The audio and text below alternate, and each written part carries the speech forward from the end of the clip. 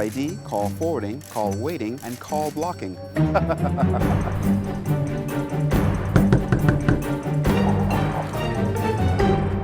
I think it's time you cut the blue wire. Cut the blue wire. Save up to $250 on your phone features with RevVoice. Get RevVoice. Save money. The FNM's deputy chairman says some resignations now need to happen in the PLP with regard to the NYGARD bacon controversy. The opposition leaders meeting with an alleged gang member just another embarrassment for the opposition, according to a cabinet minister. The introduction of national health insurance will be delayed, officials confirmed this afternoon. Plus, the winner of the 2016 National Spelling Bee shows off his skills. We've got those stories and a lot more coming up tonight. I'm Dana Smith, and MB12 starts right now.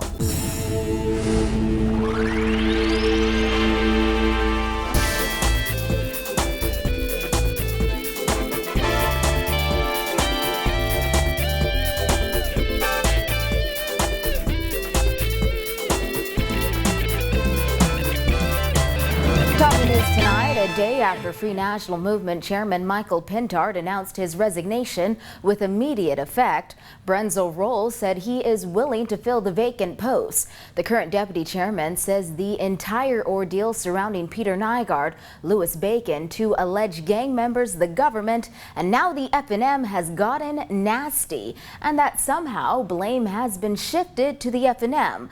But he today pushed for the government to look at members of its party and determine who on their side must now step down, as he says there's more than one who he believes should do so. Kyle Joaquin reports.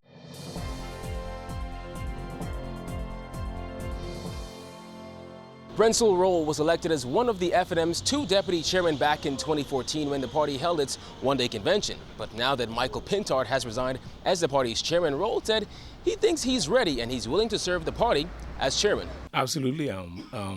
The FNM is a party, a distinguished party, and I'd be honored to serve in any role that I'm given in the party. Shortly after the late Charles Maynard passed in 2012, the FNM found itself looking for another chairman. That post was filled by Darren Cash until that convention in 2014 when he ran for deputy leader. Pintard was elected chairman. Rolle and Francis Sawyer secured the two deputy chairman positions. But now that Pintard has left the front line of the FNM, the party now has two vacant posts. Rolle said Pintard wasn't forced to resign over the whole NYGARD issue, but presented the idea to the party a few days before going public. Once we became aware of what was being circulated in the media and in the public, we had a meeting with the chairman to cause him to explain what role, if any, he was playing in the affidavit that was being circulated. The chairman, as a proud Bahamian, is cognizant and mindful of his name, and he immediately offered his resignation, and we accepted his resignation. Pintard is alleged to be heavily involved in the Peter Nygaard Louis Bacon scandal involving claims of death threats and millions being paid. When news first broke of the matter, opposition leader Dr. Hubert Minnis said the country would thank the FNM for bringing it to light. But nearly 2 weeks later, Pintard has resigned, and Minnis says it wasn't a sign of guilt, but was to protect his character and integrity. Rolle today said once the mid-year budget debate is over, the party's executive team will have a meeting and discuss the way forward. He said he anticipates that meeting within the next day or two.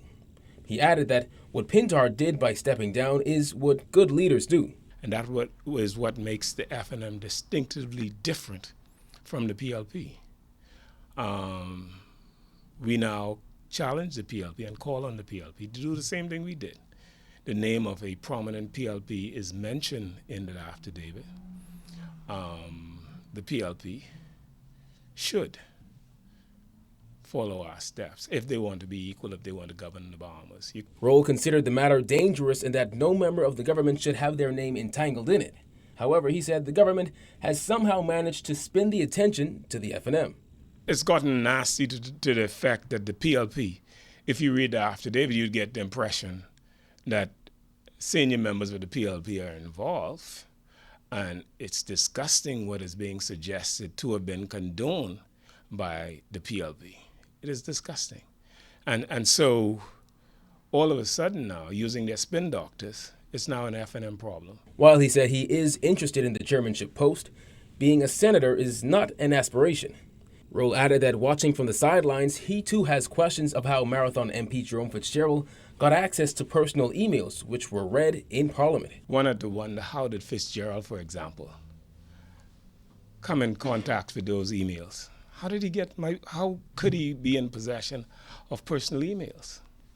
How could an officer of the government in the cabinet of the Bahamas come in contact and have access to personal emails of somebody? A Supreme Court justice has since granted an injunction banning any further publication of those emails.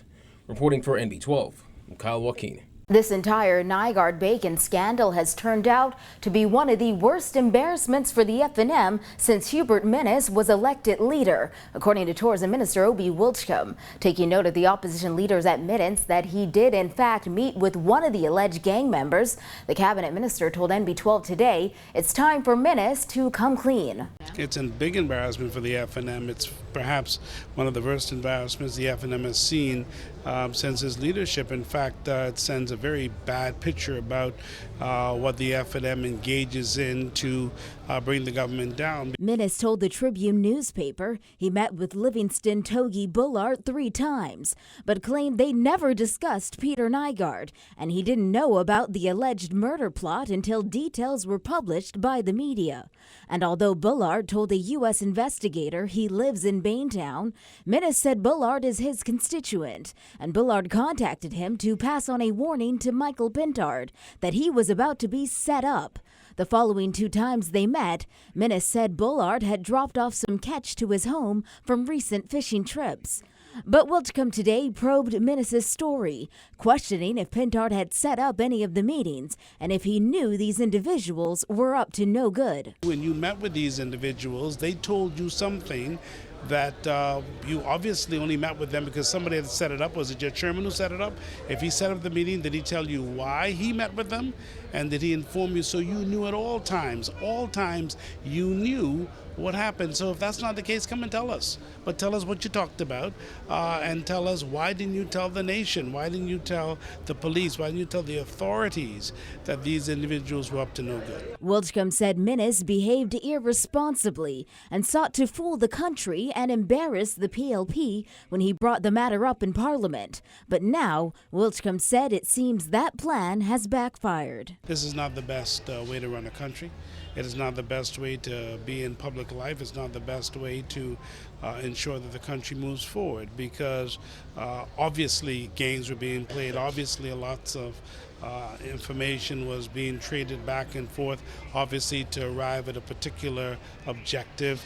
And what the leader of the opposition did, in fact, was come to Parliament to seek to embarrass the PLP and to cause heads to roll. But he brought the issue up. But now they're paying the consequences. The first phase of national health insurance, which was given an expected implementation date of April, will now officially be pushed back a few more months as the government has appointed a new consultant and is now looking for providers to run the public insurer. Our Giorgio Bain has the details. With $100 million already being spent on the first initial phase of national health insurance, the government has now appointed KPMG as one of the official consultants. KPMG officials say that they are doing a lot of work to get it on board for April, but this may not happen.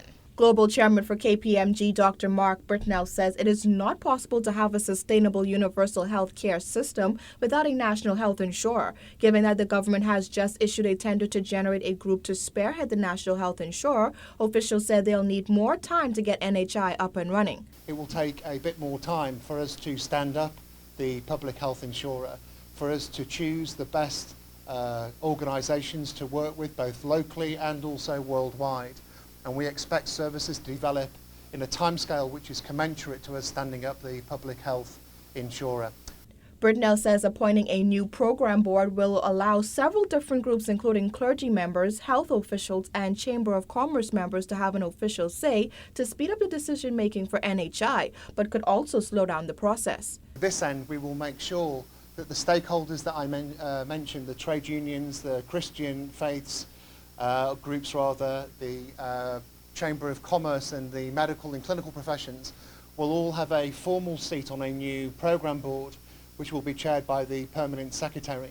Now, the reason why we are recommending the creation of those groups is to speed up the effectiveness of decision making. Brensil says KPMG was only approached 6 weeks ago to become a consultant to reaffirm the plans outlined for NHI. Brensil reiterated that the primary stage of NHI will be an estimated $100 million, including extended clinic hours on the Family Islands and upgrading the public health care facilities here in New Providence. The government has set aside approximately $100 million for the first phase of national health insurance and universal health care. And that $100 million will be used to support and strengthen primary care. We have concluded that this amount of money is correct. It is a prudent and sensible number, and it provides sufficient resources for a universal health care to be rolled out and develop primary care in the first phase.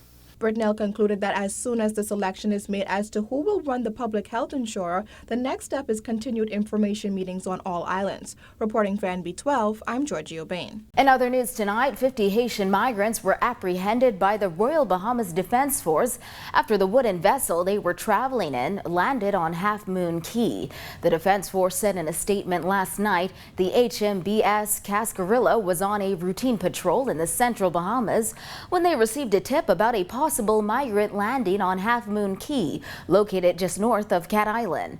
Yesterday morning, police officers assigned to that island turned over 19 migrants they had already apprehended to the Defense Force. And Defense Force teams continue to search the area, discovering an additional 31 people, all believed to be Haitian nationals. A beached wooden vessel, assumed to be the boat they were traveling on, was also found.